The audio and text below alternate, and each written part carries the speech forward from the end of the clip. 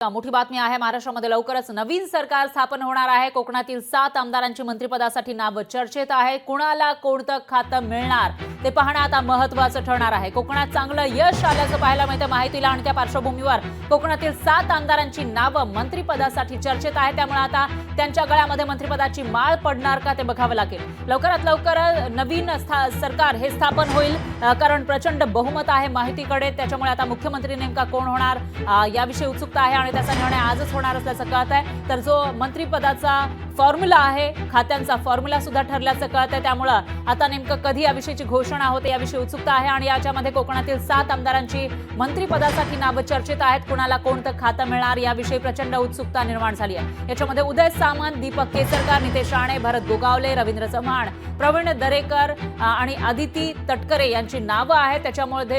त्यामुळे आता या 7 आमदारांना नेमकं कोणतं खातं मिळणार याविषयी उत्सुकता आहे।